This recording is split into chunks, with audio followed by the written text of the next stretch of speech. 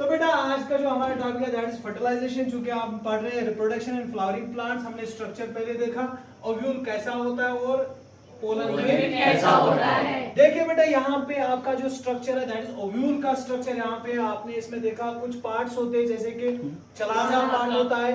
यहाँ पे हमने देखा कि 3 और सेल्स होते हैं जिनको हम कहते हैं एंटीपोडल। यहाँ पे हमने देखा कि जो बीच में सेल्स होते हैं उनको कहते हैं पोलर न्यूक्लियस, या इनका दूसरा नाम क्या है?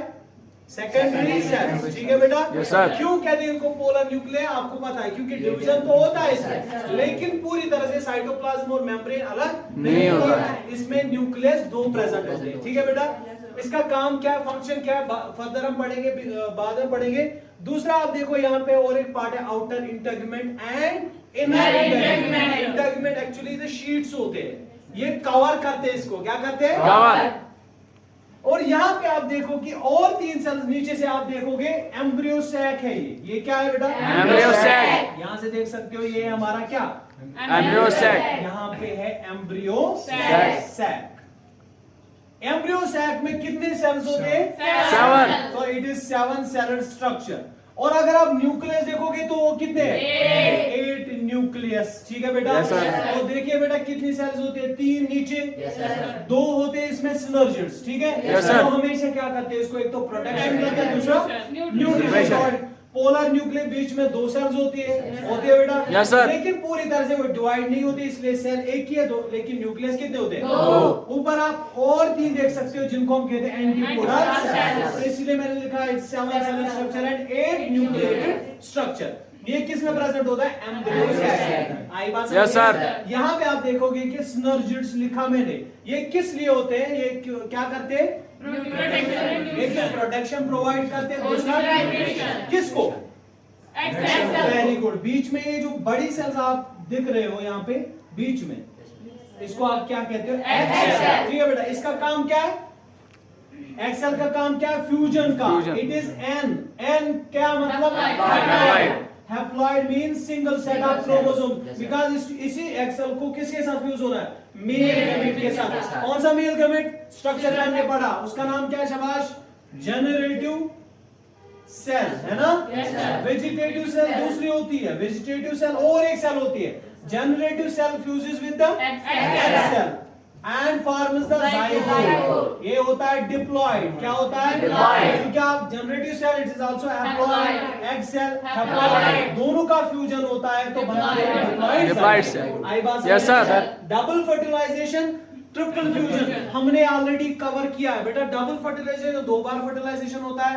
किस चीज का फ्यूजन होता है? एक तो first gamete, first sperm cell that is generative. किसका फ्यूजन होता है इसके साथ?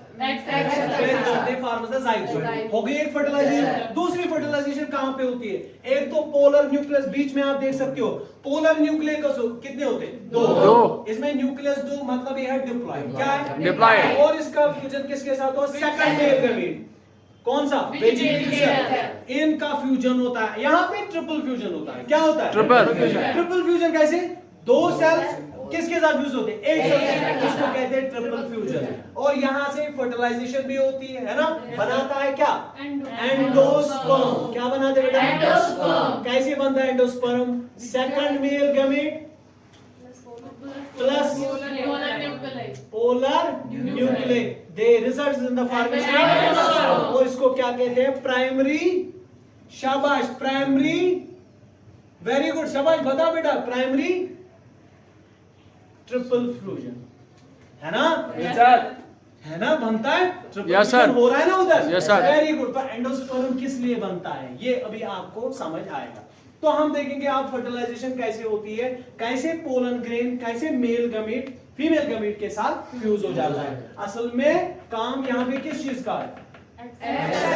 देखिए बेटा, फर्टिलाइजेशन वो प्रोसेस होती है जिसमें फ्यूजन होता है। किस चीज का? Male gamete. मेल गमीट क्या है बेटा? Very good. मेल गमीट क्या है? Pollen grain. क्या है? फीमेल गमीट क्या है? ओव्यूल है ना बेटा? पोलन ग्रेन और ओव्यूल का फ्यूजन कैसे होता है, उस प्रोसेस को हम कहते हैं फर्टिलाइजेशन। ये कहां पे होता है? शाबाश, ये होता है एम्ब्रियो सैक में। किसमें? इसमें फर्टिलाइजेशन होती है। एम्ब्रियो सैक में क्या प्रेजेंट होता है? शाबाश, एग सेल। क्या? Very good. एम्ब्रियो सैक खुद ओव्यूल के अंदर प्रेजेंट होता है। एम्ब्रियो सैक में सेल, एग सेल होती है जिसका फ्यूजन होता है स्पर्म सेल के साथ। आई बात समझ में? या मेल गमीट के साथ। देखिए बेटा, जब फर्टिलाइजेशन होती है, पहले होती है उससे पहले पॉलिनेशन। क्या होती है? पॉलिनेशन। ऑलरेडी हमने पॉलिनेशन भी आपको बताया। What is pollination? Anther, ripe anther से जब स्टिग्मा तक क्या जाएगा? पोलन। उसको हम क्या कहते हैं? पॉलिनेशन। Very good. तो जब पॉलिनेशन कंप्लीट हो जाएगी, obviously the pollen grain will drop on the, कहां पे हो जाएगा? पोलन स्टिग्मा के ऊपर। किसके ऊपर? पार्ट्स हमें पता है, शायद आपको पता होगा, है ना? कहां? Stigma, style and ovary. These are the three parts of the female part of the flower. इसको कॉम्बिनेशन में क्या कहते हैं? कान, है ना बेटा? तो स्टिग्मा के ऊपर जब पोलन ग्रेन आ जाता है, दैट विल जर्मिनेट। शाबाश। पहले वो जर्मिनेट होता है और क्या करता है बेटा? बनाता है pollen tube by producing the pollen tube. Germinate होके पोलन ट्यूब बनाता है and after that the pollen tube will, शाबाश, divide into two male gametes. शाबाश। पोलन ट्यूब में कितने गमीट्स अब आएंगे? दो। One is called the generative and second is the, आई बात समझ में? उसके बाद ऑब्वियसली नेक्स्ट प्रोसेस क्या है? जब पोलन ट्यूब बनता है, that will penetrate the stigma. Stigma को पेनिट्रेट करके ऑब्वियसली दूसरा पार्ट क्या है? स्टाइल। इसके थ्रू ये जाएगा ओव्यूल के अंदर। किसके अंदर जाएगा? ओव्यूल हमारा यहाँ पे स्ट्रक्चर है, तो ओव्यूल के अंदर जब आएगा वो डायरेक्टली किसके अंदर रिलीज करेगा? अपना मेल गमीट। किसके अंदर? बेटा इतना समझ आया? जब ये अपने मेल गमीट्स इस एम्ब्रियो सैक के अंदर रिलीज करेगा, then what will happen? Double fertilization, triple fusion. पहले डबल फर्टिलाइजेशन क्या होगा? मतलब पहला गमीट किसके साथ फ्यूज होगा? वही मैंने लिखा इधर, पहला गमीट एग सेल के साथ रिलीज होगा। Haploid, single set of chromosome. This is also haploid. They form the diploid zygote. हो गई पहली फर्टिलाइजेशन। अब दूसरा जो बचता है वो किसके साथ फ्यूज होता है? वेरी गुड, पोलर न्यूक्लियर के साथ। यहाँ पे लिखा मैंने क्या क्या? सेकंड जर्म सेल या गमीट सेल, है ना बेटा? ये भी क्या है? हैप्लॉइड प्लस किसके साथ? Polar nuclear. ये भी क्या है? Diploid. Two sets of chromosome. यहाँ पे क्या हो रहा है? ट्रिपल फ्यूजन, है ना? दो सेल्स का फ्यूजन होता है एक सेल के साथ, कहते हैं ट्रिपल फ्यूजन।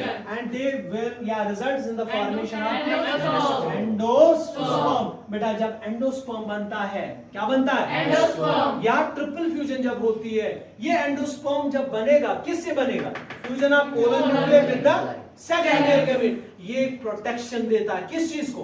जाइगोट को। जो जाइगोट कहां से बना? शाबाश, जनरेटिव सेल से और एग सेल से जाइगोट बनता है। उसके बाहर कौन प्रोटेक्शन देता है? कौन कवरिंग, कौन शीट बनाता है? पोलर नहीं, अभी तो एंडोस्पर्म बन गया ना। तो एंडोस्पर्म में बहुत सारे मटेरियल, फूड मटेरियल प्रेजेंट होता है, न्यूट्रिशन प्रेजेंट होता है, जो एक एम्ब्रियो को या डेवलपिंग जाइगोट को क्या प्रोवाइड करता है? न्यूट्रिशन प्रोवाइड करता है। यहां देख सकते हो बेटा, it releases two male gametes. दो मेल गमीट्स रिलीज हो जाते हैं किसके अंदर? एम्ब्रियो सैक के अंदर। जहां पे वो मेल गमीट फ्यूज होता है एक्स सेल के साथ और दूसरा फ्यूज होता है पोलर न्यूक्लियर के साथ। And this will result in the formation of the zygote and this will result in the formation of pollen। जिस तरह बॉडी में, ह्यूमन बॉडी में एज यूजुअल आपको पता है बेटा, स्पर्म और ओवम का फ्यूजन होता है, they will form the zygote। zygote का डिवीजन होता है, क्या होता है? zygote is a single cell, after that it will get divide। ये डिवाइड हो रहा है, बहुत सारे सेल्स बनेंगे, तो क्या बनेगा? एम्ब्रियो। क्या बनेगा? एम्ब्रियो फर्दर डिवाइड होगा, बनाएगा फीटस, और फीटस के बाद बनेगा एक नया ऑर्गेनिज्म। फर्दर उसके बहुत सारे स्टेप्स हैं, वो पढ़ेंगे हम जब टाइम आएगा। लेकिन फिलहाल आप याद रखना, यहाँ पे भी जाइगोट बना। जाइगोट भी किस में डिवाइड होगा? एम्ब्रियो। बन गया एम्ब्रियो। अब देख लीजिए बेटा, एंडोस्पर्म तब तक इसको प्रोवाइड न्यूट्रिशन करेगा जब तक कि पूरी तरह से एक प्लांट में कन्वर्ट या प्रोड्यूस नहीं होगा। आई बात समझ में? तो अभी एंडोस्पर्म किस लिए बन रहा है? एंडोस्पर्म किस से बन रहा है? पहले बताओ कहां से बन रहा है? एक तो फ्यूजन हो रहा है किस चीज का? किसके साथ? दोनों का फ्यूजन हो, तब जाके क्या बनता है? एंडोस्पर्म प्रोटेक्शन देता है, कवरिंग बनाता है बाहर। किसके हो?